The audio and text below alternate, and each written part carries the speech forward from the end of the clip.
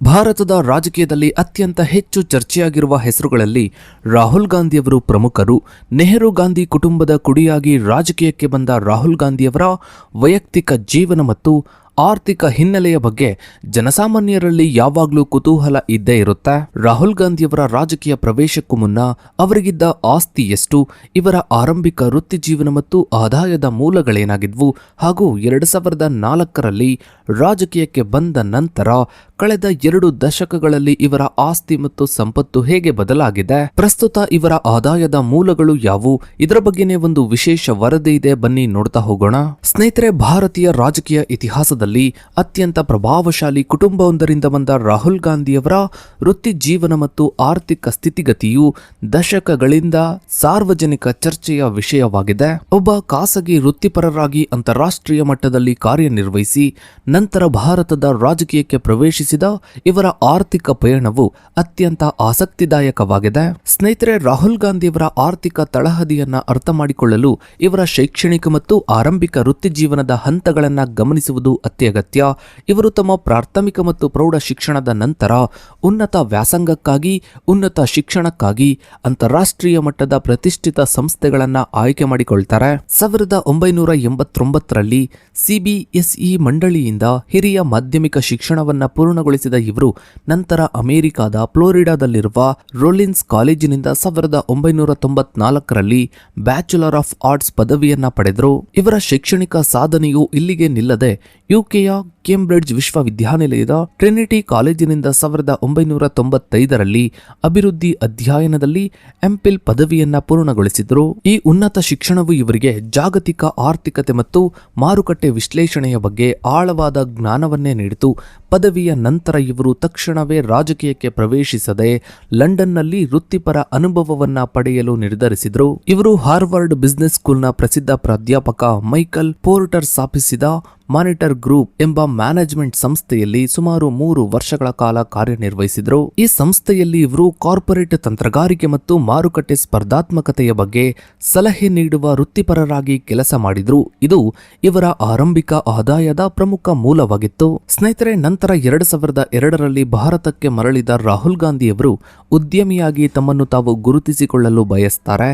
ಇವರು ಮುಂಬೈನಲ್ಲಿ backups service private limited ಎಂಬ ತಂತ್ರಜ್ಞಾನ ಹೊರಗುತ್ತಿಗೆ ಮತ್ತು ಸಲಹಾ ಸಂಸ್ಥೆಯನ್ನ ಸ್ಥಾಪಿಸಿದರು. ಈ ಕಂಪನಿಯು ಇಂಜಿನಿಯರಿಂಗ್ ವಿವರಗಳು ಮತ್ತು ರಚನಾತ್ಮಕ ಯೋಜನೆ ಸೇವೆಗಳನ್ನು ವಿದೇಶಿ ನಾಗರಿಕ ಇಂಜಿನಿಯರಿಂಗ್ ಸಂಸ್ಥೆಗಳಿಗೆ ಒದಗಿಸುವ ಉದ್ದೇಶವನ್ನು ಹೊಂದಿತ್ತು.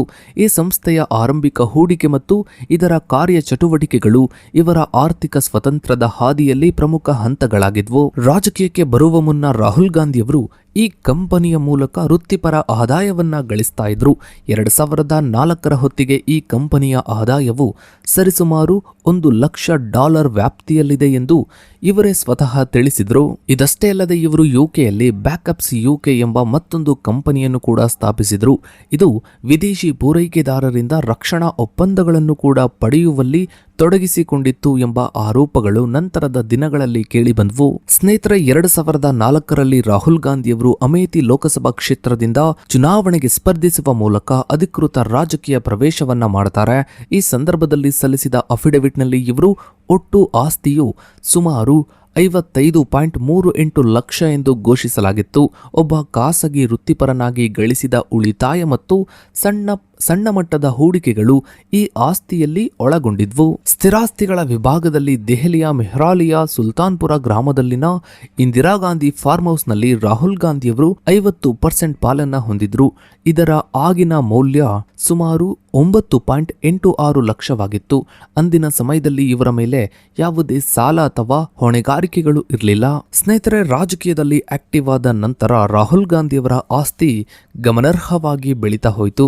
ಇದು ಕೇವಲ ಮಾರುಕಟ್ಟೆಯ ಮೌಲ್ಯವರ್ಧನೆಯಿಂದ ಮಾತ್ರವಲ್ಲದೆ ವಾಣಿಜ್ಯ ಮಾರುಕಟ್ಟೆಯಲ್ಲಿನ ಹೂಡಿಕೆಗಳಿಂದಲೂ ಕೂಡ ಸಾಧ್ಯವಾಯಿತು. 2009ರ ಹೊತ್ತಿಗೆ ಇವರ ಒಟ್ಟು ಆಸ್ತಿ 2.32 ಕೋಟಿಗೆ ಏರಿತ್ತು. ಈ ಅವಧಿಯಲ್ಲಿ ಇವರು ದೆಹಲಿಯ ಸಾಕೇತ್ನಲ್ಲಿರುವ ಮೆಟ್ರೋಪಾಲಿಟನ್ ಮಾಲ್ನಲ್ಲಿ 2 ವಾಣಿಜ್ಯ ಮಳಿಗೆಗಳನ್ನು ಖರೀದಿಸಿದ್ರು.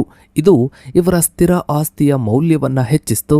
ಸಾಕೇತ್ ಮಾಲ್ನಲ್ಲಿನ 2 ಅಂಗಡಿಗಳ ಮೌಲ್ಯ ಸುಮಾರು 1.63 ಕೋಟಿ, ಹರಿಯಾಣದ ಹರಿಯಾಣದ ಫರೀದಾಬಾದ್ ಜಿಲ್ಲೆಯ ಮೌಜಾ ಹಸನ್ಪುರ ಗ್ರಾಮದಲ್ಲಿ 6 ಎಕರೆ ಕೃಷಿ ಭೂಮಿಯನ್ನು ಕೂಡ 28.22 ಲಕ್ಷಕ್ಕೆ ಖರೀದಿಸಿದ್ರು. ಮೊದಲ ಬಾರಿಗೆ HDFC ಬ್ಯಾಂಕ್ನಿಂದ 23.35 ಲಕ್ಷ ಸಾಲವನ್ನ ಘೋಷಿಸಿದ್ರು. 2014ರ ಚುನಾವಣಾ ಅಫಿಡವಿಟ್ ಪ್ರಕಾರ ಇವರ ಸಂಪತ್ತು 9.40 ಕೋಟಿ ತಲುಪಿತು. ಈ ಬೆಳವಣಿಗೆಗೆ ಪ್ರಮುಖ ಕಾರಣ ಗುರುಗಾವ್ನಲ್ಲಿ ಇವರು ಖರೀದಿಸಿದ ವಾಣಿಜ್ಯ ಕಚೇರಿ ಸ್ಥಳ.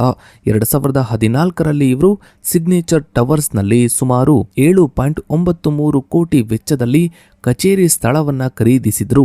ಇದು ಇವರ ಆದಾಯದ ಮೂಲಗಳಲ್ಲಿ ಬಾಡಿಗೆಗಳನ್ನು ಒಂದು ಪ್ರಮುಖ ಭಾಗವನ್ನಾಗಿ ಮಾಡ್ತು. ಸ್ನೇಹಿತರೆ, ಕಳೆದ 1 ದಶಕಗಳಲ್ಲಿ ರಾಹುಲ್ ಗಾಂಧಿ ಅವರ ಹೂಡಿಕೆ ತಂತ್ರವು ಹೆಚ್ಚು ವೃತ್ತಿಪರವಾಗಿ ಬದಲಾಗಿದೆ. ನೇರ ಷೇರು ಹೂಡಿಕೆಗಳಿಗಿಂತ ಮ್ಯೂಚುವಲ್ ಫಂಡ್ಗಳು ಮತ್ತು ಸ್ಥಿರ ಆಸ್ತಿಗಳ ಮೇಲೆ ಇವರು ಹೆಚ್ಚು ಗಮನ ಹರಿಸಿದ್ದಾರೆ. ಇನ್ನು 2024ರ ವಯನಾಡು ಲೋಕಸಭಾ ಚುನಾವಣೆಯ ಅಫಿಡವಿಟ್ ಪ್ರಕಾರ ರಾಹುಲ್ ಗಾಂಧಿ ಅವರ ಒಟ್ಟು ಆಸ್ತಿ 20.39 ಕೋಟಿಗಿಂತ ಹೆಚ್ಚಿದೆ. ಇದರಲ್ಲಿ ಚರಾಸ್ತಿ 9.24 ಕೋಟಿ, ಸ್ಥಿರಾಸ್ತಿ 11.15 ಕೋಟಿ, ಒಟ್ಟು ಆಸ್ತಿ 20.39 ಕೋಟಿ, ಒಟ್ಟು ಸಾಲ 49.79 ಲಕ್ಷ. ಸ್ನೇಹಿತರೆ, ರಾಹುಲ್ ಗಾಂಧಿಯವರ ಹೂಡಿಕೆಗಳು ವಿವಿಧ ವಲಯಗಳಲ್ಲಿ ಹಂಚಿಕೆಯಾಗಿವೆ.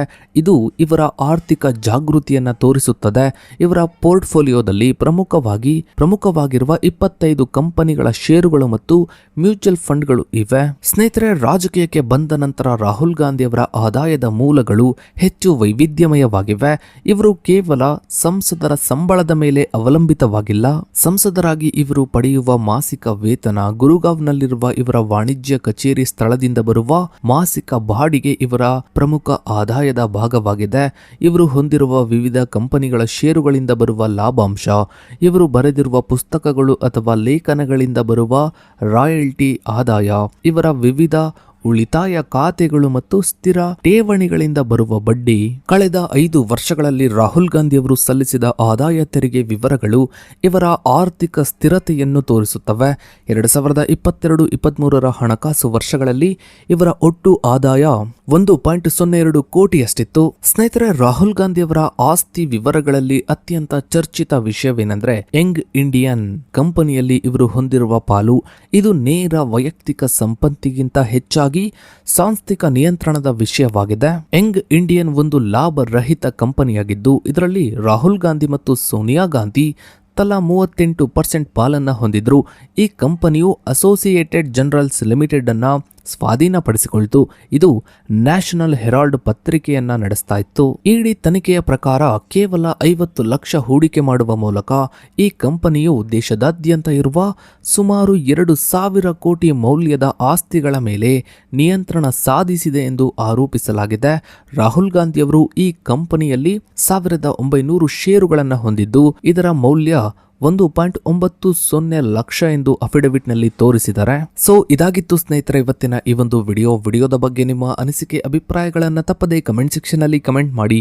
ಹಾಗೆ ವಿಡಿಯೋಗೊಂದು ಲೈಕ್ ಮಾಡ್ತಾ ವಿಡಿಯೋನ ಆದಷ್ಟು ಎಲ್ಲ ಕಡೆ ಶೇರ್ ಮಾಡಿ. ನೀವಿನ್ನು ನಮ್ಮ ಚಾನಲ್ಗೆ ಸಬ್ಸ್ಕ್ರೈಬ್ ಆಗಿಲ್ಲ ಅಂದ್ರೆ ಕೆಳಗಡೆ ಕಾಣ್ತಾ ಇರೋ ಸಬ್ಸ್ಕ್ರೈಬ್ ಅನ್ನ ಕ್ಲಿಕ್ ಮಾಡಿ. ಹಾಗೆ ಪಕ್ಕದಲ್ಲಿ ಕಾಣೋ ಬೆಲ್ ಐಕಾನ್ ಕೂಡ ಕ್ಲಿಕ್ ಮಾಡಿ. ಥ್ಯಾಂಕ್ಸ್.